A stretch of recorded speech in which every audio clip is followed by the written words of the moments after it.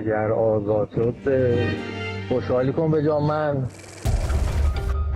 Then bring me the evidence. It's not that I don't trust you, Laurie.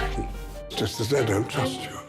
Hello and welcome to this week's film show here on Arts 24. I'm joined by our critic Emma Jones to talk about this week's new releases. Hi Emma. Hello. We're starting with something that's been very hyped, described as out of this world. Steven Spielberg's Disclosure Day. This is his latest iteration of that age-old question, are we alone in the universe? Well, it stars Emily Blunt, Josh O'Connor, Colman Domingo and Colin Firth.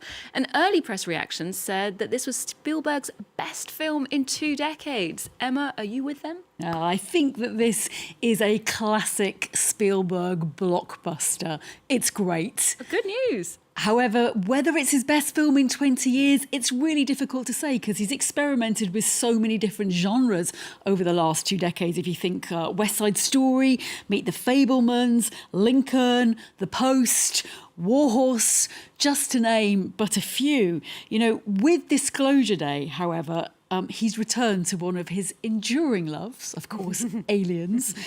This is not a sequel to 1977's classic Close Encounters of the Third Kind, as has been supposed. But he has said it's a kind of a bookend, I suppose. And the plot starts where a lot of people would call it mid-film, which is that Josh O'Connor's character, Daniel Kellner, has stolen sinister organisation Wardex's Alien Video Archive, which is suppressed footage that definitively proves that we are not alone in the universe. More than that, both Daniel and Emily Blunt's character, Margaret, she's a TV weather forecaster, they've been imbued with special abilities by extraterrestrials who are desperate to say hello to humans. Sounds fun. Well, the Disclosure Day team has been out and about on the red carpet. Let's hear from Steven Spielberg and get a glimpse of the film. This 79-year terror campaign of lies has to end.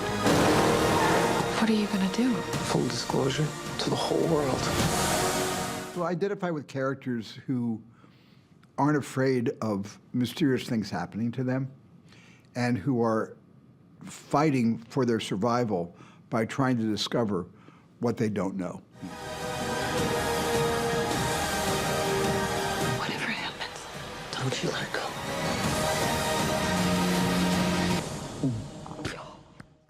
So they've got conspiracy theories, the suppression of truth. I guess it feels quite timely, this film.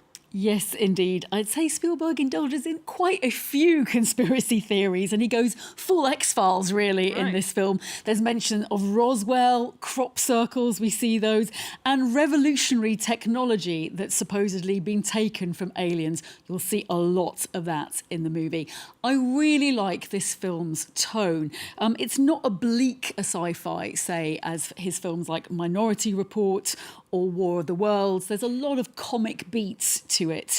There's almost a hushed reverence to the film as well, to Spielberg. He clearly feels that extraterrestrials offer hope to the human race, and he comes across as a true believer.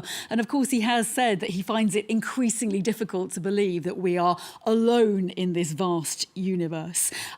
Emily Blunt, in particular, is standout superb in the movie. I would watch the film for her character alone. She learned how to speak some Korean and Russian as well as alien. Oh, wow. Yes, she did pretty well with that. And she brings all of her Devil Wears Prada humour to the role as well. And just a tiny, tiny hint, you might want to imagine E.T. as a grown-up if you wanted to visualise how Spielberg might view how aliens look.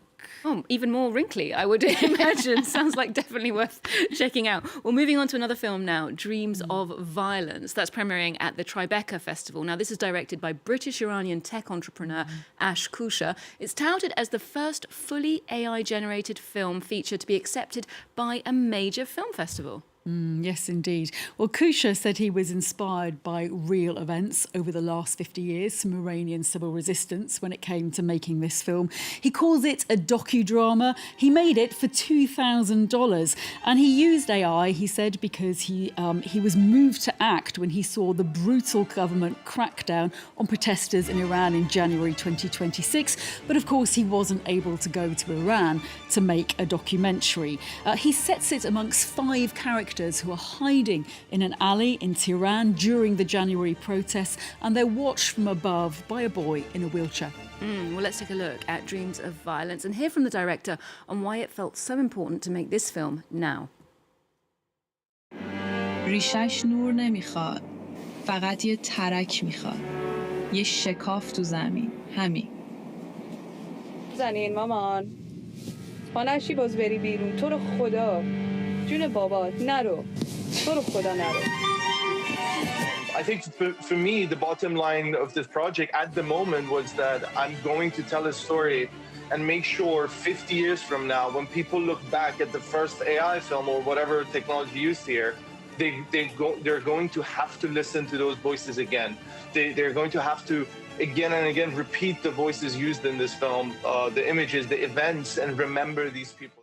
Well, certainly a visionary approach there, but what did you think of the result? You know, I really thought that when I heard about the film, I thought that his proposed use of AI was fair enough, and intrigued that AI is being used by so many independent filmmakers, when in fact we keep on talking about the studios adopting AI.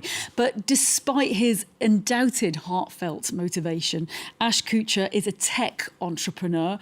He's founded a studio to make AI movies. He's a film composer, but he's not a director and he's not a screenwriter. Now, the narrative is not apparently AI generated at all, but the script still feels disjointed to me. The characters don't feel any more than tropes, and they're very clearly not real, as is the action. There was a moving moment, though, for me when body bags are being lined up towards the end of the film, echoing the news footage that a lot of us have seen. Indeed. So why do you think Tribeca decided to show it then?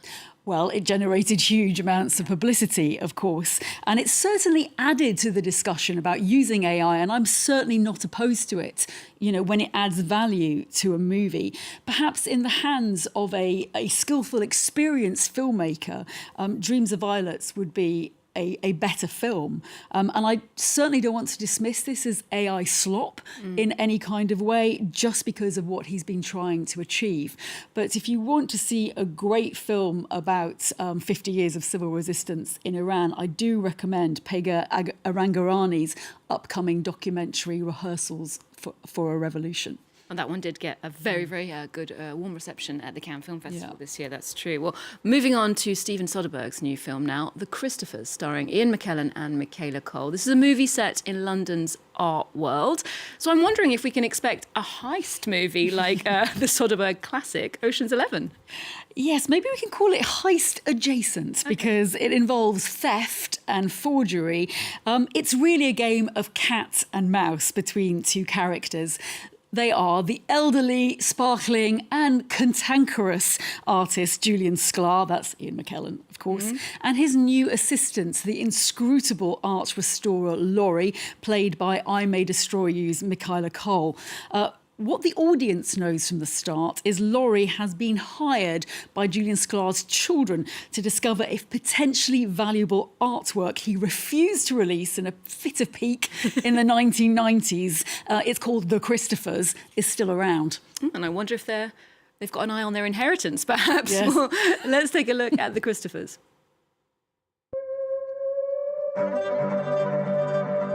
I was hired by Barnaby and Sally to complete the unfinished Christophers. And what makes you think that you could do it? I guess that's where the art of it comes in. Oh, pooh. The first Christopher series, there's a delicacy. Colours warm with each successive layer. In the third and fourth, the light got denser and the oils thickened. There was a liftedness.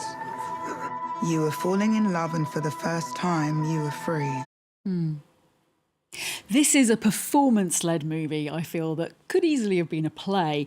It's a marvellous character role for Ian McKellan, who turned 87 years old, I believe, last month. And when we meet him, Julian Sklar may be down on his luck. He's recording happy birthday videos for his fans for the cash. But he's far wilier than his children imagine. They are played with pantomime stupidity by James Corden and Baby Reindeer's Jessica Gunning. They're the only predictable characters in this movie. The attraction of this film, which I love, is the witty brinkmanship between Julian and Laurie. Thanks to a very rich script written by Ed Solomon, it ultimately becomes, though, a poignant relationship with a possibility of redemption for both these characters and their artwork. Along the way, of course, it's also pokes fun at the snobbish London art world and what really counts as taste. Soderbergh's very good at nailing British humour. Well done him, and he's definitely recruited the right people to do it, I think. Well, finally, we're on to an Italian film now from director Laura Samani, Un Anno di Scuola, or A Year of School. This is a European coming-of-age story of a teenage girl, Fred. It's set in Italy in 2007, and she's the only girl at an all-male school in a class. Yes, I really like this film too as well. It won multiple awards last year when it showed at the Venice Film Festival. And this is a modern coming-of-age story, but it's based upon a 1929 classic Italian novella by the same name by author Gianni Stuparic. When he wrote the story, girls were just being allowed into further education. A century on, Fred, the main character, is taking engineering classes and she's the only girl. Fred's also moved from Sweden, and let's say she brings a certain Scandi coolness to the proceedings that drives many of her classmates wild. The film is really adept with dealing with the sexual politics of school and how flimsy the veneer of accepting her as a person is before some of the boys resort to standard misogynistic labels. It actually reminded me quite a lot of the 2010 film Easy A, which starred Emma Stone. This too is a rom-com with bite. Sounds very good. A thought-provoking return to those high school dynamics. And thank you so much for the roundup this week, Emma. We'll leave you with some of the teenage angst of A Year of School. Do join us here next time on Arts 24 for more movies, arts and culture. There's more news coming up just after this. Ragazzi, viene da un paese civile, eh? Non la facciamo pentire di essersi trasferita. Dai ragazzi, dai!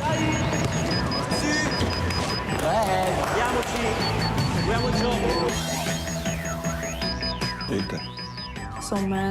Som början av någon porrfilm. Så bra alltså. Hey Fred. 3 countries, 48 teams, 104 matches.